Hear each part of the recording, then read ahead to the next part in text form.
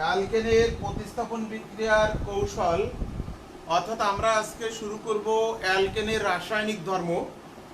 আমরা গতদিন বলেছিলাম অ্যালকেন রাসায়নিকভাবে কিন্তু নিষ্ক্রিয়, যেটাকে আমরা প্যারাফিন বলি। অর্থাৎ প্যারাফিন অর্থ নিষ্ক্রিয়। অ্যালকেনের আণবিক গঠনে অ্যালকেন মানে শুধু কার্বন আর হাইড্রোজেন দ্বারা গঠিত যৌগ, কার্বন কার্বন সিঙ্গেল বন্ড, বাকি যোজনীগুলো হাইড্রোজেন দ্বারা পূর্ণ, কোনো কার্যকারী মূলক সেখানে নেই।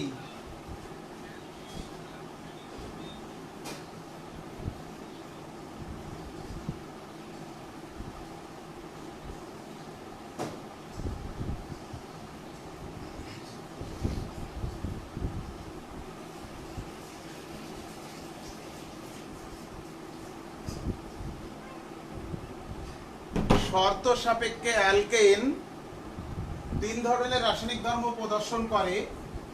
আমরা অ্যালকেন প্রতিস্থাপন নাম্বার 1,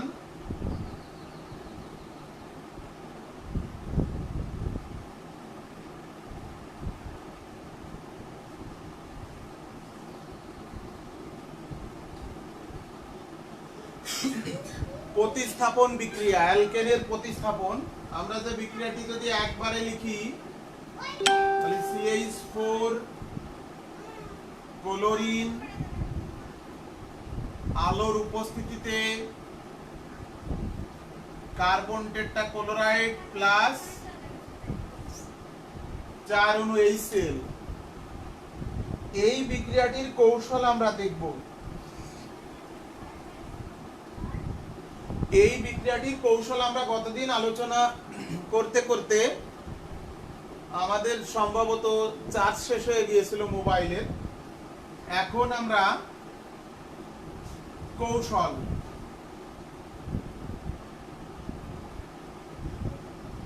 প্রথম ধাপ ক্লোরিন আলোর উপস্থিতিতে এই যে বন্ধনটি ভাঙবে, সুষম বিভাজন হয়ে ক্লোরিন ফ্রি রেডিকাল তৈরি করবে, প্রথম ধাপ। এবার দ্বিতীয় ধাপ, এই দ্বিতীয় ধাপটি হলো বিস্তরণ ধাপ।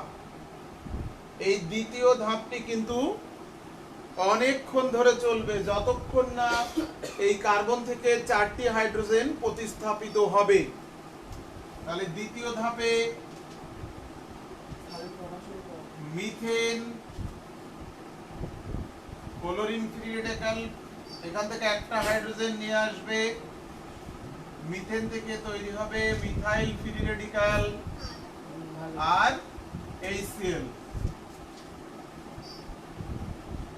এরপরে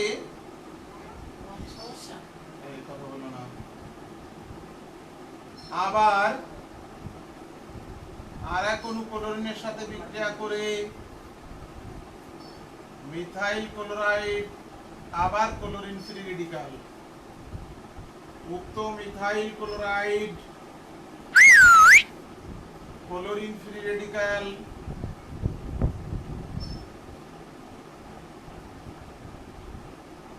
মিথিলিন ক্লোরোফ্রি রেডিকাল।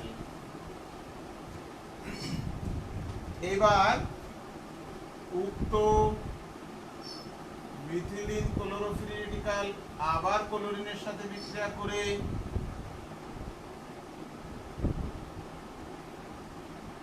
ডাইক্লোরোমিথিলিন আর ক্লোরিন ফ্রি রেডিকাল, ওই ডাইক্লোরো মিথিলিন আবার ক্লোরিন ফ্রি রেডিকাল, তার থেকে হাইড্রোজেন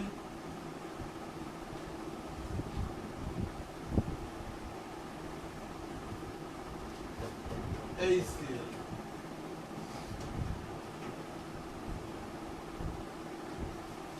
এবার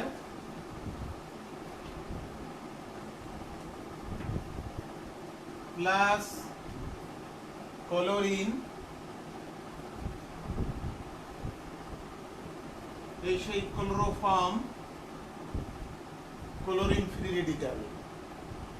এবার এই ক্লোরোফর্ম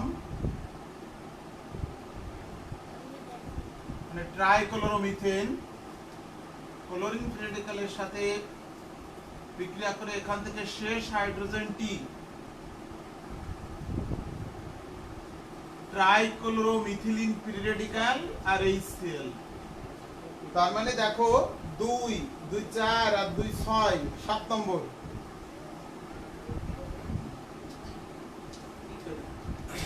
প্রথম ধাপে সেই প্রতিস্থাপক ক্লোরিন ফ্রি রেডিক্যাল তৈরি হয়। দ্বিতীয় ধাপকে বলা হয় বিস্তরণ ধাপ। এই দ্বিতীয় ধাপটাকে বলা হয় বিস্তরণ ধাপ। এই বিস্তরণ ধাপে 4টি হাইড্রোজেনই প্রতিস্থাপন পর্যন্ত চলবে। এবার শেষ ধাপ বা তৃতীয় ধাপ। তৃতীয় ধাপ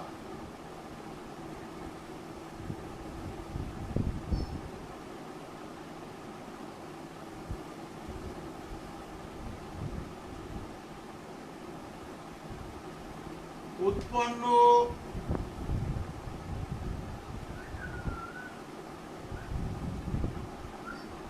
ট্রাইক্লোরোমিথিলিন ফ্রি রেডিক্যাল। ওই যে প্রথম ধাপে এই যে একটা ব্যবহৃত হয়েছিল, এই একটা ক্লোরিন ফ্রি রেডিক্যালই কিন্তু বিক্রিয়াটি শুরু করেছিল। প্রতি স্টেপেই ক্লোরিন ফ্রি রেডিক্যাল তৈরি হয়েছে। শেষ ধাপে এসে ওই যেটা প্রথম ধাপে উৎপন্ন ক্লোরিন ফ্রি রেডিক্যাল ছিল সেটি ব্যবহার করে বিক্রিয়াটি সমাপ্তি ঘটাবে। তাহলে এইটা হলো সেই তৃতীয় ধাপ বা যেটাকে আমরা শেষ ধাপ বলি। একটু দেখায়, এটা দেখা যাচ্ছে না।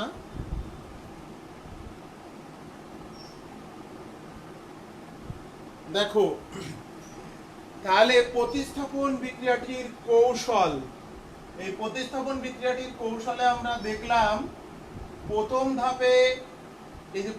ধাপে প্রতিস্থাপক ক্লোরিন অণু ভেঙে দুটি ক্লোরিন পরমাণু মুক্তমূলক তৈরি হলো। সেই মুক্তমূলক দ্বিতীয় বিস্তরণ ধাপে পর্যায়ক্রমে মিথেন থেকে 4টি হাইড্রোজেনই প্রতিস্থাপন করে ট্রাইক্লোরোমিথিলিন মূলক ফ্রি রেডিক্যাল তৈরি করলো।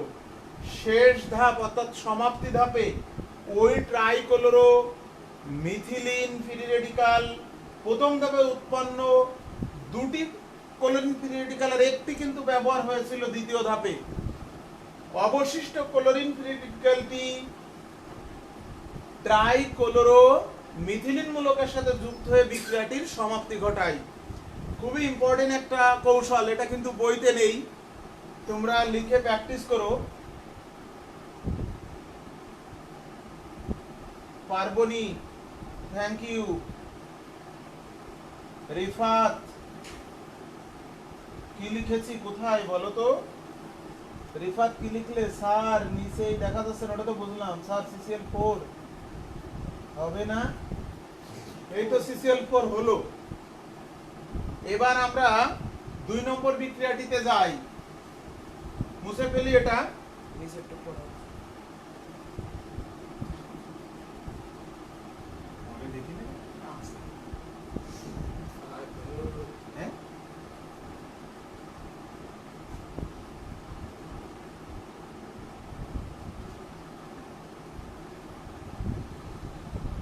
এবার 2 নম্বর সমানুকরণ।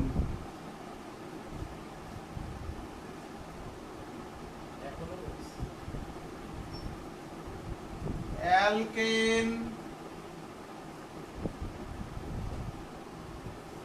বিউটেন একে 350 ডিগ্রি সেন্টিগ্রেড তাপমাত্রায় অ্যালুমিনিয়াম ক্লোরাইড এবং HCl এর উপস্থিতিতে উত্তপ্ত করলে আইসোবিউটেনে পরিণত হয়। অর্থাৎ এই যৌগটি থেকে কোনো গ্রুপ বা পরমাণু প্রতিস্থাপিত হলো না, এখানে যেহেতু ডাবল বন্ড নেই, কার্বন কার্বন একক বন্ড, জুট বিক্রিয়া তো সম্ভবই না, তাহলে প্রতিস্থাপন হলো না, জুট বিক্রিয়া হলো না, কি হলো এখানে পুনর্বিন্যাস, পারমাণবিক পুনর্বিন্যাস বিক্রিয়া ঘটলো। ঘটে মূল যৌগটি ছিল butane, normal butane, N butane, তৈরি হলো আইসোবিউটেন, এটাকে বলা হয় সমানুকরণ। 3 নম্বর,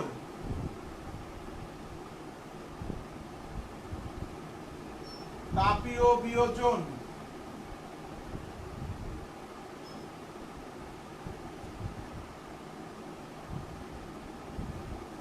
ইথেন কে উচ্চ তাপমাত্রায় যদি উত্তপ্ত করা হয়, ইথেনে কয় ধরনের বন্ড আছে? ইথেনে 2 ধরনের বন্ড আছে।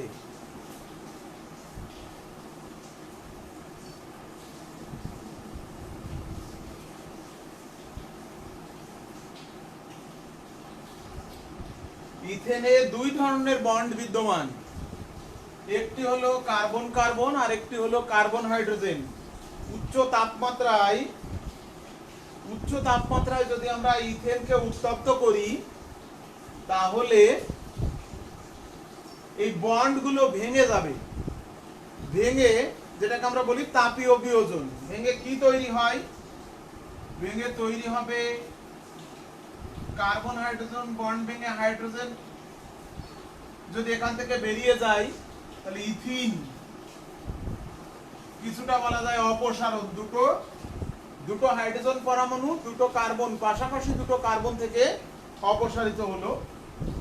আর কার্বন কার্বন বন্ড ভেঙে একটা বন্ড ভাঙলেই মিথেন তৈরি হবে। আর হাইড্রোজেন কি ঘটে এখানে দেখো, এখানে মূলত বন্ড আছে এইরকম, কার্বন হাইড্রোজেন এই বন্ড যদি ভাঙে, এই যে এই বন্ড কার্বন হাইড্রোজেন বন্ড যদি ভাঙে, তাহলে এখানে একটা ডাবল বন্ড হবে, ইথিন তৈরি হবে। আর যদি কার্বন কার্বন বন্ড ভাঙে, তাহলে কি মিথাইল, এই মিথাইল আর এই হাইড্রোজেন মিলে কি হবে? মিথেন। এই মিথাইল আর হাইড্রোজেন মিলে কি হবে? মিথেন। তাহলে এখানে 2 অণু আর এই 1 অণু, মোট তাহলে 3 অণু। এই যে 3 অণু ইথেন তাপীয় বিয়োজনের ফলে 2 অণু ইথিন আর 1 অণু মিথেন তৈরি হলো। তাহলে আমাদের অ্যালকেনের নিষ্ক্রিয় প্যারাফিন অ্যালকেনের 3 ধরনের রাসায়নিক ধর্ম বা রাসায়নিক বিক্রিয়া আমরা শর্ত সাপেক্ষে আলোচনা করলাম। এখন আমরা অ্যালকিনে চলে যাব। অ্যালকেন আমাদের শেষ।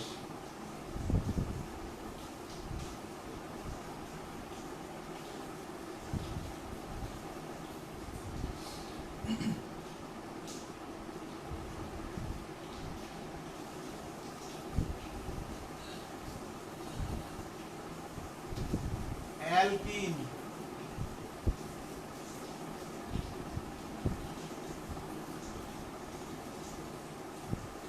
সাধারণ সংকেত হলো CnH2n।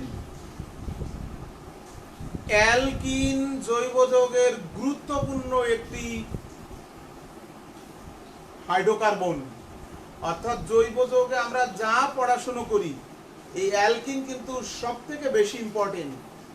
পুরো জৈব যৌগের নিউক্লিয়াস আমরা বলি অ্যালকিনকে। অ্যালকিনের ধর্ম আমার যদি ভালো আয়ত্ত হয়, আমি যদি অ্যালকিনের ধর্ম ভালো করে বুঝি বা অনুধাবন করি, তাহলে আমার অ্যালকাইনেরও অটো ধর্মটা কিন্তু আর বোঝা লাগবে না। বেনজিনেরও তাই, কারণ অ্যালকিনে পাই বন্ড আছে, অর্থাৎ অ্যালকিন প্রথম সদস্য ইথিন, এই যে একটি পাই বন্ড আর একটি সিগমা বন্ড, তাহলে এই পাই বন্ধনই হলো এখানে কিন্তু রাসায়নিক ধর্ম নির্ধারণ করবে কার? অ্যালকিনের। পাই বন্ধন সিগমা বন্ধন থেকে দুর্বল, ইলেকট্রোফাইল এই পাই বন্ধনকে আক্রমণ করে সেখানে যুদ্ধ বিক্রিয়ায় সেখানে সে অংশগ্রহণ করবে। তাহলে অ্যালকিন কিন্তু অ্যালকেনের মতো রাসায়নিকভাবে নিষ্ক্রিয় না, রাসায়নিকভাবে সক্রিয়। অ্যালকেনের আমরা ধর্ম পড়বো, খুবই ইম্পর্টেন্ট, কারণ অ্যালকেনের ধর্মটা তুমি ভালো করে বুঝলে তুমি অ্যালকিনের ধর্ম নতুন করে বোঝা লাগবে না। তোমাকে বেনজিনের ধর্ম সেই একই, সেখানেও পাই বন্ধন আছে, অর্থাৎ অ্যালকিনে পাই বন্ড আছে, অ্যালকাইনে পাই বন্ড আছে, বেনজিনে পাই বন্ড আছে। তাহলে আমরা প্রথমে আসি অ্যালকিনের প্রস্তুতি। দেখো তোমরা লাইভে 41 জন আছো এখন, তোমরা নিশ্চয়ই লক্ষ্য করেছো গ্রুপে কিন্তু এখন 154 জন ছিল, কিন্তু 160-161 জন। আমি কিন্তু অলরেডি 6-7 জনকে রিমুভ করেছি। আজকে 21 তারিখ, এই সপ্তাহের মধ্যে কিন্তু শুধুই যারা রেগুলার, অর্থাৎ যারা ক্লাস করে এবং প্রেজেন্ট দেয়, পরীক্ষা দেয়, লাইভে থাকে বা লাইভের পরে ক্লাসগুলো সে করে বা দেখে, শুধু তারাই থাকবে এই গ্রুপে। অর্থাৎ এই মাসের শেষ সপ্তাহে কিন্তু আমি পুরোপুরি অ্যাকচুয়ালি যারা রেগুলার ক্লাস করে বা করতে চায় তাদেরকেই কিন্তু রাখবো, অন্যদের কিন্তু রাখবো না, রিমুভ করে দেব। আর একটা বিষয়, কলেজ কিন্তু তোমরা যে যাই মনে করো না কেন, কলেজ কিন্তু সেপ্টেম্বরের আগে খুলবে না। তাহলে আমাদের এ মাস জুলাই, আগস্ট এবং সেপ্টেম্বর পর্যন্ত কিন্তু আমাদের অনলাইনেই কার্যক্রম চালাতে হবে। তো আমাদের ইন্টারমিডিয়েটের সিলেবাস, অর্থাৎ কলেজ শুরু হলে যখন সামনাসামনি আমরা পড়া শুরু করব, তখন কিন্তু একটু ঝামেলায় পড়বে যারা কিন্তু এই ক্লাসগুলো করছে না। নতুন করে কিন্তু আর পিছনে যাওয়ার স্কোপ আমাদের থাকবে না, যে যেভাবে আছে সেখান থেকেই শুরু করব। তবে একটা ব্যাচ অ্যাবলিশ করে দেব, অর্থাৎ শনি সোম বুধ 4টের ব্যাচটি আর থাকবে না। ওই শনি সোম বুধ যে 4টাই ব্যাচ ছিল, অথবা শনি সোম বুধ 5টায় যে কোনো একটা ব্যাচ কিন্তু অ্যাবলিশ করে দেব। যারা এই অনলাইনে ক্লাসে অংশগ্রহণ করছে এদেরকে আমি আলাদা ব্যাচ করে ফেলবো, কারণ এদের সিলেবাসটা তো আমরা এগিয়ে যাচ্ছি। এদের পড়ার সাথে নতুন যারা বাড়ি আছে বা ক্লাস করছে না, যে স্বাভাবিক হলে তখন শুরু করব, তাদেরকে কিন্তু আলাদা ব্যাচ করব। যারা এই অনলাইনে আসো এদের 2টো ব্যাচ করব, আমি ওই সময় বলে দেব। আর যারা অনলাইনে নেই তাদের আলাদা 2টো ব্যাচ হবে, তারা পিছায় থাকবে কিন্তু। ঠিক আছে, তাহলে আমরা এখন অ্যালকিনের প্রস্তুতিতে যাই। আমরা প্রথমেই বলেছি জৈব যৌগ পড়ার সিস্টেম, এর ব্যত্যয় কিন্তু ঘটবে না। প্রথমে কাকে বলে, তার শ্রেণী বিভাগ থাকলে শ্রেণী বিভাগ, নামকরণ যেটা আমরা আগেই শিখেছি, প্রস্তুত প্রণালী ন্যূনতম 2টো প্রস্তুতি, তারপরে তার গুরুত্বপূর্ণ বিষয় হলো রাসায়নিক ধর্ম। এই রাসায়নিক ধর্ম, রাসায়নিক বিক্রিয়া, এটা কিন্তু লিখে লিখে প্র্যাকটিস করতে হবে। আমি আগেও বলেছি যখন ক্লাস নিয়েছি যে একটি বিক্রিয়া তোমরা 3-4 বার লিখবে, নাহলে কিন্তু মনে থাকবে না। তারপরে শেষে আমরা ব্যবহার করব। রাসায়নিক ধর্মের মধ্যেই কিন্তু আমাদের শনাক্তকরণটা হয়ে যাবে। তাহলে আমরা প্রস্তুতি,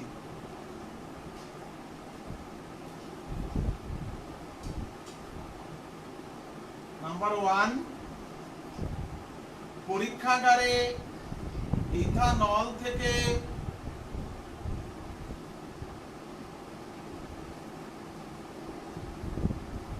ইথিলিন প্রস্তুত করা হয়। পরীক্ষাগারে ইথানলকে গাঢ় সালফিউরিক অ্যাসিডের সাথে বিক্রিয়া করালে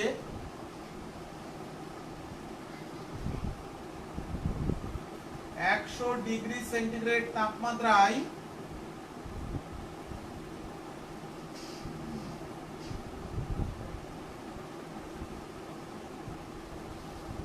হ্যাঁ রনিতা 100%। আমি তো একটা লিস্ট দিয়েছি, একটা তালিকা দিয়েছিলাম 85 জন। কালকে বা আগামীকাল বা পরশুদিন একটা তালিকা পাবো ফাইনালি, যে ওখানে কতজন থাকবে। দেখো, প্রথমে ইথানলের সাথে গাঢ় সালফিউরিক অ্যাসিড বিক্রিয়া করে ইথাইল হাইড্রোজেন সালফেট আর পানি উৎপন্ন করে, প্রথম ধাপ। দ্বিতীয় ধাপে উক্ত ইথাইল হাইড্রোজেন সালফেট তাপমাত্রা বাড়াতে থাকলে 170°C তাপমাত্রায় এইখান থেকে হাইড্রোজেন আর এখান থেকে OSO3H বিয়োজিত হয়ে বা অপসারিত হয়ে ইথিনে পরিণত হয়। তাহলে ইথানল থেকে পরীক্ষাগারে ইথিলিন প্রস্তুতির কৌশলটা দেখালাম। প্রথম ধাপে 100°C তাপমাত্রায় ইথাইল হাইড্রোজেন সালফেট উৎপন্ন হয়। দ্বিতীয় ধাপে উক্ত ইথাইল হাইড্রোজেন সালফেট বিয়োজিত হয়ে ইথিলিন এবং সালফিউরিক অ্যাসিড। তাহলে এই বিক্রিয়াটিতে ইথিলিন আসলে কি করেছে দেখো, সরি সালফিউরিক অ্যাসিড কি করেছে এখানে, সে কিন্তু নিরোধক হিসেবে কাজ করেছে। সে এই যে এক অণু পানিটাকে বের করে নিয়েছে বিক্রিয়ায়, এই এক অণু পানি বের করে নিয়ে সে কিন্তু এখান থেকে অপসারিত হয়েছে অ্যালকিন বা ইথিন উৎপন্ন করেছে।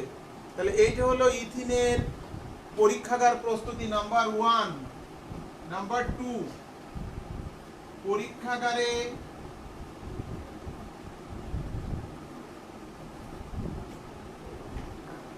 ক্লোরোইথেন, যেটাকে আমরা ইথাইল ক্লোরাইড বলি, অ্যালকাইল হ্যালাইড, ওই অ্যালকাইল হ্যালাইডকে অ্যালকোহলীয় ক্ষারের সাথে উত্তপ্ত করলে অপসারণ হ্যালোজেন আর তার পাশের কার্বন থেকে হাইড্রোজেন অপসারিত হয় হয়ে অ্যালকিনে পরিণত হয়।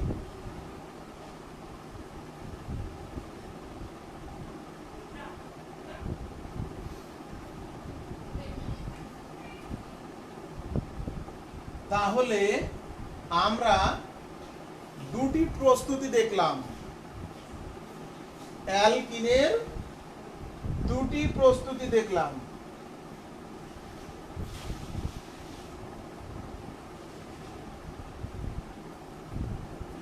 একশো 65 থেকে 70 বইতে আছে,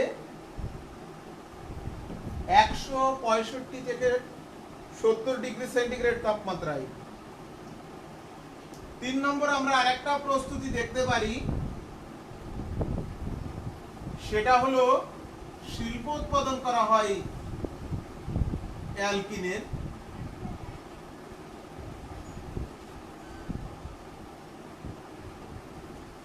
অ্যালুমিনিয়াম অক্সাইডের উপস্থিতিতে তাপ দিলে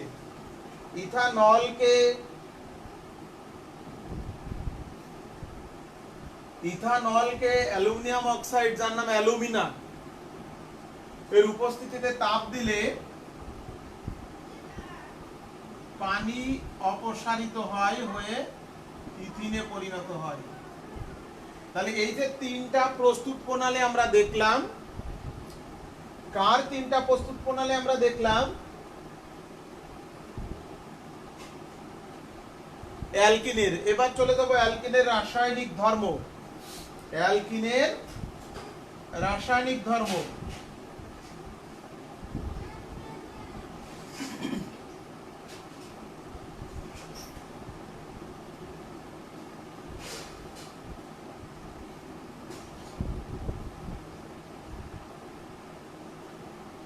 অ্যালকিন রাসায়নিকভাবে সক্রিয়। অ্যালকিনের কার্যকারী মূলক আমরা বলি ডাবল বন্ড অর্থাৎ দ্বিবন্ধন। সেখানে একটি পাই বন্ড একটি সিগমা বন্ড আছে।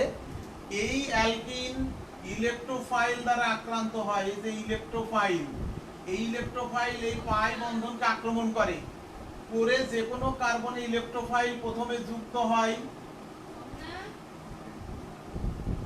দেখো এখানে এই ইলেকট্রোফাইল যুক্ত হলো, এর দুটো ইলেকট্রন দরকার, ই পজিটিভ, তার মানে ওর দুটো ইলেকট্রন শর্ট আছে। এই পাই বন্ধনের দুটো ইলেকট্রন নিয়ে এই যে বন্ধন তৈরি করলো, তাহলে এই কার্বনের মাথায় কি পজিটিভ হলো। তার মানে ইলেকট্রোফাইল পাই বন্ধনকে আক্রমণ করে যে কোনো কার্বনে যুক্ত হবে, তার পাশের কার্বনে ধনাত্মক চার্জ সৃষ্টি হবে, অর্থাৎ কার্বনিয়াম আয়ন তৈরি হবে। পরে এই ধনাত্মক কার্বনের সাথে যে কোনো নেগেটিভ ব্রোমাইড এ যে যুক্ত হলো, হয়ে স্থায়ী সম্পৃক্ত যৌগ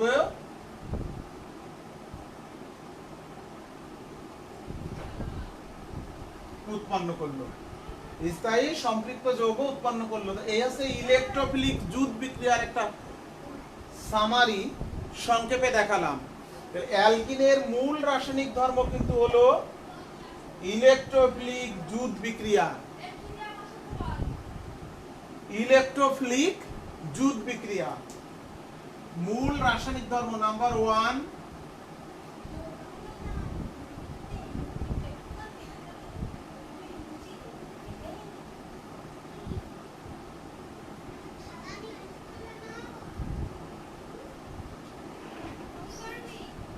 ইলেকট্রোফিলিক জুট বিক্রিয়া।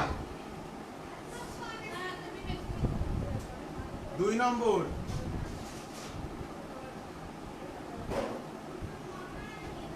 জারণ বিক্রিয়া।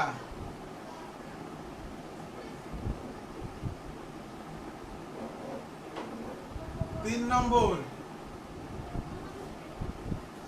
পলিমারকরণ।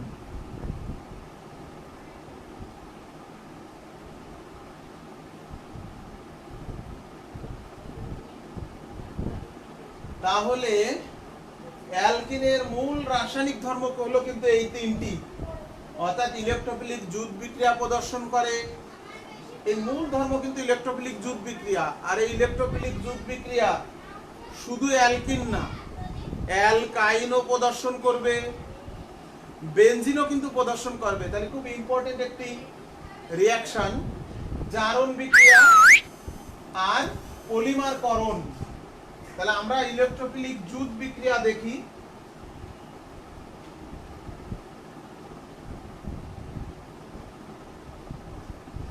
কার কার সাথে অ্যালকিন ইলেকট্রোফিলিক জুট বিক্রিয়া দেয়? অ্যালকিন ইলেকট্রোফিলিক জুট বিক্রিয়া দেয় হাইড্রোজেনের সাথে, ব্রোমিনের সাথে, পানির সাথে, হাইড্রোজেন হ্যালাইডের সাথে আর ওজনের সাথে। আমরা নাম্বার 1 হাইড্রোজেনের সাথে দেখি। অ্যালকিন মানে ইথিন, হাইড্রোজেনের সাথে নিকেল প্রভাবকের উপস্থিতিতে 180 থেকে 200 ডিগ্রি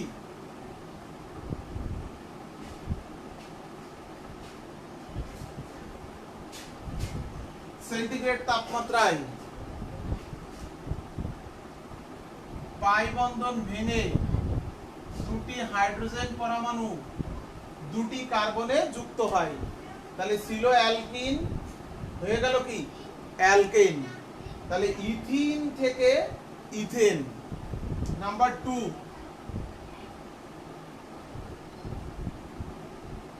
অ্যালকিন, যে কোনো অ্যালকিন, আমি 2 কার্বনে দেখাচ্ছি, মূল তো পাই বন্ড যেখানে থাকবে সেখানে যে যুক্ত হবে। ব্রোমিন দ্রবণ যোগ করলে পাই বন্ড ভেঙে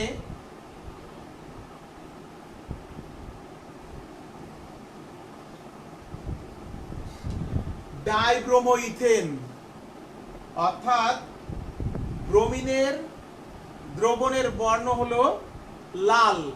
এই লাল বর্ণের ব্রোমিন, ব্রোমিন অণু আণবিক ফর্মে যখন থাকে তার কালার হয় লাল।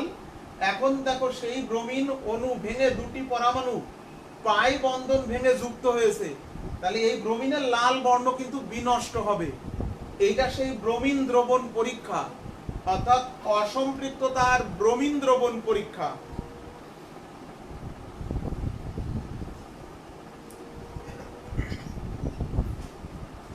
জৈব যৌগের অসম্পৃক্ততার ব্রোমিন দ্রবণ পরীক্ষা। এই জৈব যৌগের অসম্পৃক্ততার ব্রোমিন দ্রবণ পরীক্ষা তোমরা এসএসসি তেও পড়েছো। পাই বন্ড থাকলে, সেটা ডাবল বন্ড হোক আর ট্রিপল বন্ড হোক, পাই বন্ড থাকলেই ব্রোমিন সেখানে যুক্ত হবে, তার লাল বর্ণ নষ্ট হবে। নাম্বার 3,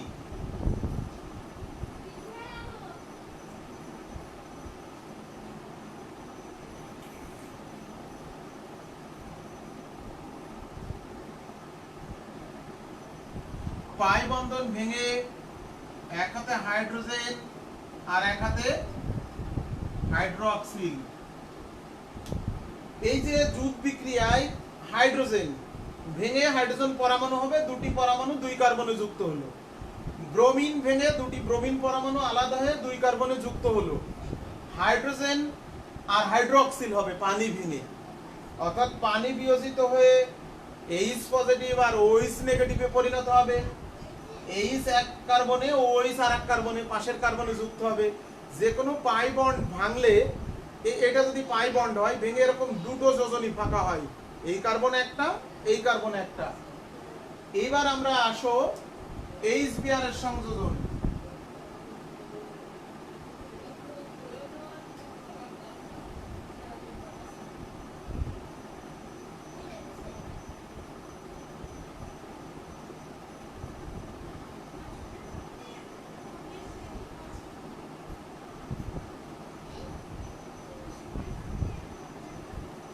বাম পাশের কার্বনে হাইড্রোজেন আর ডান পাশের কার্বনে ব্রোমিন, তাহলে কি তৈরি হলো? Bromoethane. কেউ যদি বলে স্যার বাম পাশের কার্বনে ব্রোমিন আর ডান পাশের কার্বনে হাইড্রোজেন, দেখো পাই বন্ড ভেঙে দুই কার্বনে দুটো যোজনী উন্মুক্ত হয়, তাহলে বাম পাশের কার্বনে হাইড্রোজেন, ডান পাশের কার্বনে ব্রোমিন। আর এটাই দেখি এসি, বাম পাশের কার্বনে ব্রোমিন, ডান পাশের কার্বনে হাইড্রোজেন, একই প্রোডাক্ট, দেখো কোনো পার্থক্য নেই। কারণ হলো এই যে যৌগটি অপ্রতিসম না, প্রতিসম অ্যালকিন। এই প্রতিসম অ্যালকিন সবগুলো আমি ইথিন দিয়ে বিক্রিয়াটি দেখিয়েছি। ইথিন হলো প্রতিসম অ্যালকিন। প্রতিসম কি? এই দ্বিবন্ধনযুক্ত দুটি কার্বনের গঠন একই রকম, এই দ্বিবন্ধনযুক্ত দুটি কার্বনের গঠন সেম। এই কার্বনে দুটো হাইড্রোজেন, এই কার্বনেও দুটো হাইড্রোজেন, কিন্তু এই বিকারকটি দেখো অপ্রতিসম। এইচ বন্ড বিআর, এই বিকারকটি অপ্রতিসম। এইচ বন্ড ওইচ, এটা কি প্রতিসম? বিআর বন্ড বিআর, এটা এইচ বন্ড এইচ, প্রতিসম। তাহলে এই প্রতিসম বিকারক এই দুটো, আর অপ্রতিসম বিকারক হলো এই দুটো।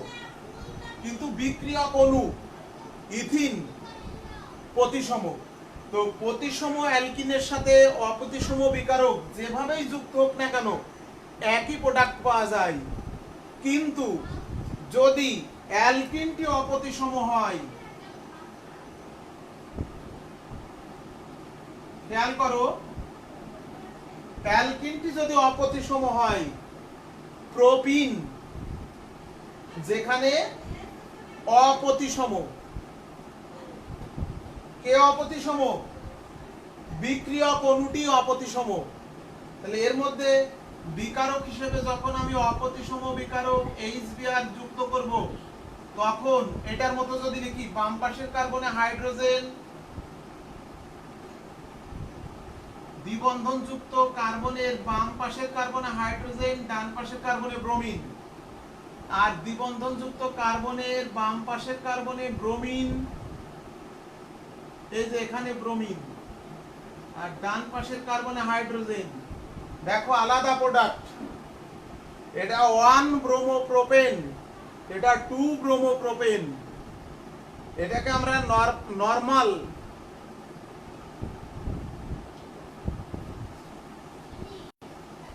প্রোপাইল ব্রোমাইড বলি। আর এটাকে বলে আইসোপ্রোপাইল ব্রোমাইড। এটাকে আমরা কি নিখা দেখা যাচ্ছে না? এমডি মিথুন, আর কারো কি সমস্যা? কোন লেখা বোঝা যাচ্ছে না বা অডিও শোনা যাচ্ছে না, এরকম কারো হচ্ছে কি? দ্রুত কমেন্টস দিয়ে জানাও।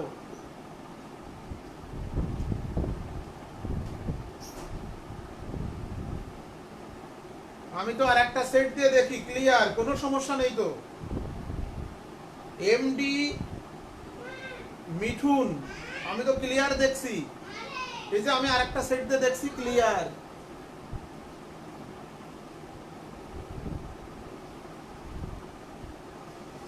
তাহলে আমরা যেটা দেখাচ্ছি,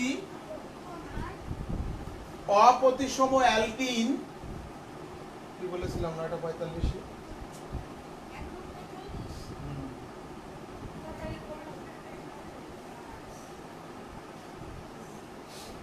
অপ্রতিসম অ্যালকিনে অপ্রতিসম বিকারক সংযোজনের ক্ষেত্রে দ্বিবন্ধনযুক্ত কার্বনে যে কার্বনে হাইড্রোজেন কম সেই কার্বনে হাইড্রোজেন যুক্ত হয়েছে, আর যে কার্বনে হাইড্রোজেন বেশি সেই কার্বনে হাইড্রোজেন যুক্ত হয়েছে, সেই প্রোডাক্টটা দেখো আলাদা।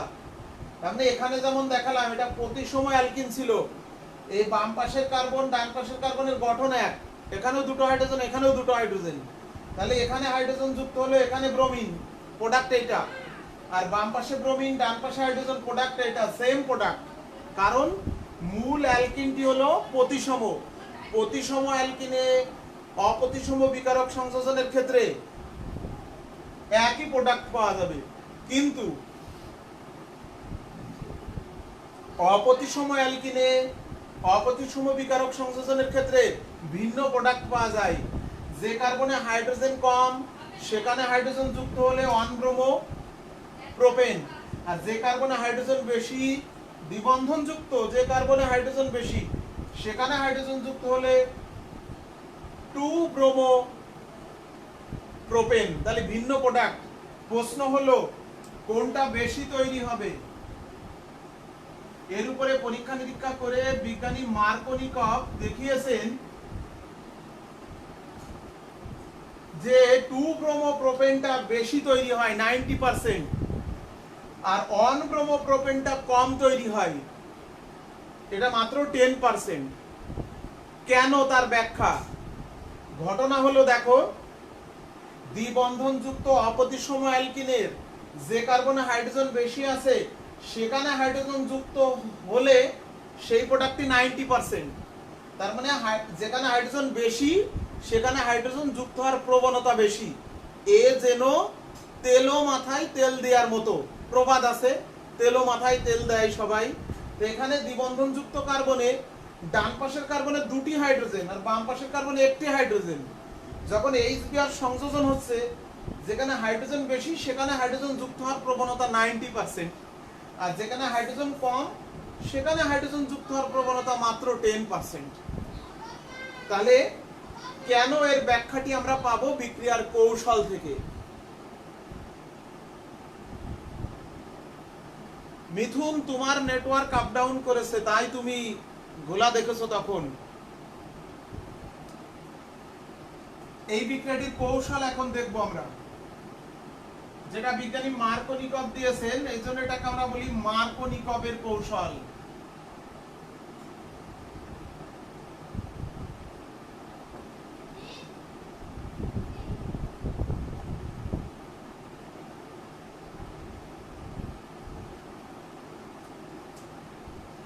কৌশল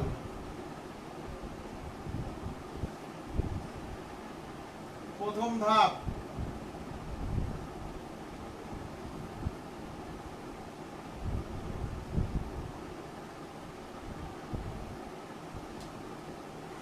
আমি কৌশল যেভাবে করাবো এইভাবে কিন্তু প্র্যাকটিস করবে, এইভাবে কিন্তু পরীক্ষার খাতায় লিখবে।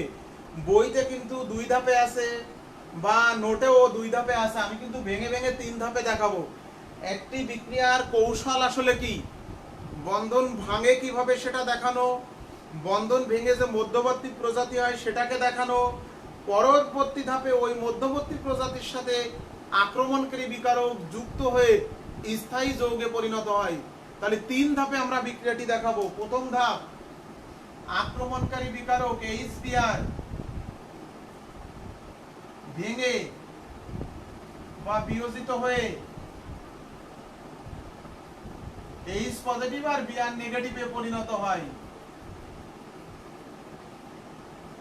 তাহলে এই দুই অণু HBr ভেঙে H পজিটিভ আর Br নেগেটিভে পরিণত হলো। এখানে এই H পজিটিভ হলো ইলেকট্রোফাইল। তাহলে দ্বিতীয় ধাপে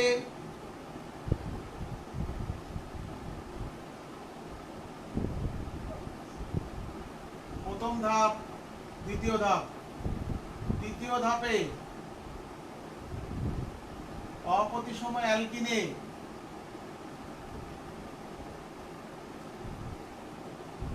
ইলেকট্রোফাইল যুক্ত হয়ে যদি এই হাইড্রোজেনটা এই কার্বনে যুক্ত হয় তাহলে তৈরি হবে পাই বন্ধন ভেঙে দুটো ইলেকট্রন নিয়ে ওখানে যুক্ত হলো, তাহলে এখানে পজিটিভ চার্জ সৃষ্টি হবে। এই যে দুটি ইলেকট্রন, পাই বন্ধনের দুটি ইলেকট্রনই কিন্তু H পজিটিভ নিয়ে এখানে যুক্ত হলো, তাহলে এই কার্বনের মাথায় ধনাত্মক চার্জ সৃষ্টি হলো, কার্বনিয়াম আয়ন তৈরি হলো। এটা সেই মধ্যবর্তী প্রজাতি। আবার যদি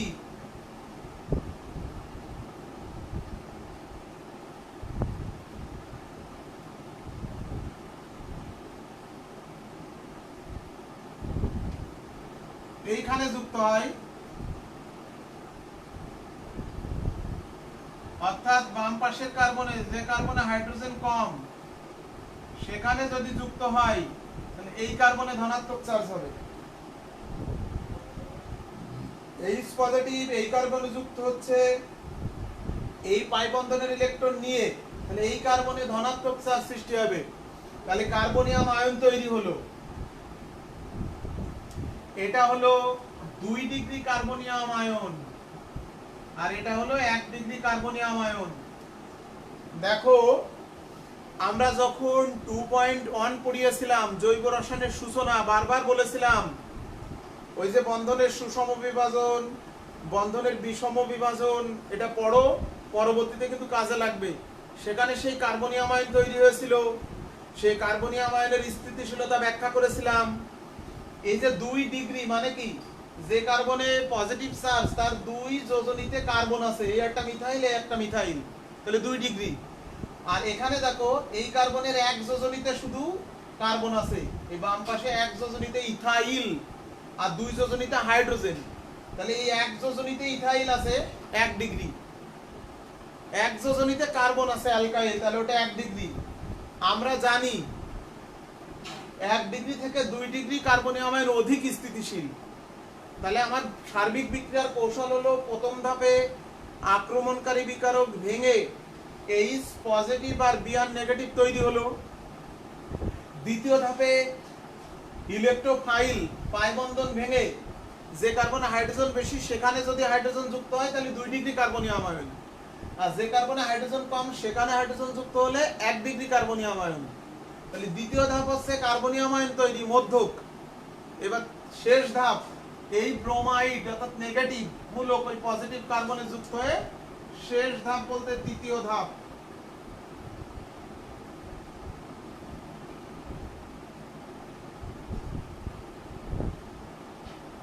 তাহলে ওই যে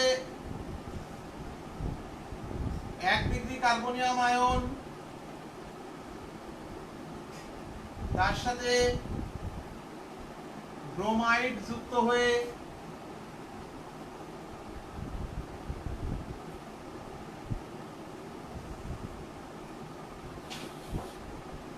অন ব্রোমোপ্রোপেন তৈরি হলো। তাহলে এই অন ব্রোমোপ্রোপেন কয় ডিগ্রি থেকে এসেছে? 1 ডিগ্রি থেকে। এটা কম তৈরি হবে, 1 ডিগ্রি কম স্থিতিশীল, কিন্তু 2 ডিগ্রি কার্বনিয়াম আয়নের সাথে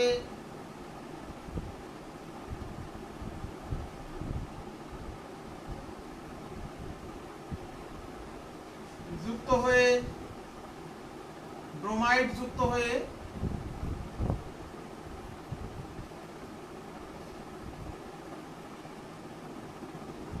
90%। কেন? কারণ এটা 2 ডিগ্রি কার্বনিয়াম আয়ন থেকে প্রোডাক্টটি হয়েছে। 2 ডিগ্রি কার্বনিয়াম আয়ন বেশি স্থিতিশীল, তাই এর পরিমাণটাও বেশি থাকবে প্রকৃতিতে। তাহলে এই হলো মার্কোনিকভের কৌশল। এই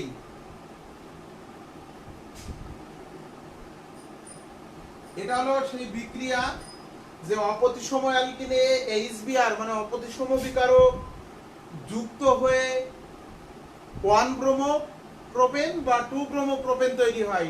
2 ব্রোমো প্রোপেন 90% কেন তৈরি হয়? ওটা কেন অধিক তৈরি হয়? যে কার্বনে হাইড্রোজেন বেশি সেখানে হাইড্রোজেন যুক্ত হওয়ার প্রবণতা 90% কেন? তেলও মাথায় তেল দেওয়ার মতো উদাহরণ দিয়েছি, সেটা কৌশল থেকে বোঝা গেল। কেন? কারণ H পজিটিভ যে কার্বনে হাইড্রোজেন বেশি সেখানে যদি হাইড্রোজেন যুক্ত হয় তাহলে 2 ডিগ্রি কার্বনিয়াম আয়ন তৈরি হয়।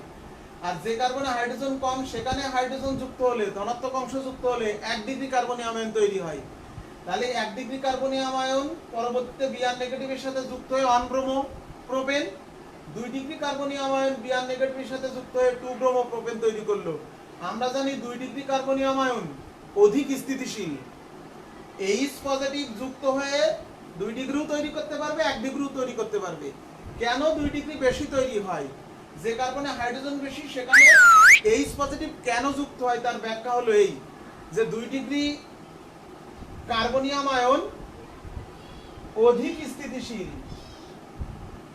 কার্বনের এক পাশে মিথাইল আর এক পাশে ইথাইল থাকলে অবশ্যই 2 ডিগ্রি। কার্বনের 2 যোজনীতেই কার্বন থাকলে 2 ডিগ্রি, আর 1 যোজনীতে কার্বন থাকবে, কার্বন 100টা থাকুক, 1 যোজনীতে কার্বন থাকলে 1 ডিগ্রি। তাহলে আমরা আগামী দিন অ্যান্টি মার্কোনিকভের সূত্র পড়ব। মার্কোনিকভের সূত্র ভালো করে পড়ো, ঠিক এর উল্টো সূত্র। উল্টো সূত্র বলতে তেলও মাথায় তেল দেওয়া, তেলও মাথায় তেল দেওয়া। উল্টো কি হয় না? অতেলো মাথায় কি তেল কেউ দেয় না? যদি এখানে প্রভাবক হিসেবে আমরা পারঅক্সাইড যৌগ ব্যবহার করি তখন কিন্তু বিক্রিয়াটি উল্টো ঘটবে। আমরা আগামী দিন ওটা আলোচনা করব। তার মানে আমরা আগামী দিন বৃহস্পতিবারে আমরা আলোচনা করব, ঠিক আছে? আজকে এই পর্যন্তই থাক। তবে সবাইকে আরেকটা কথা বলি,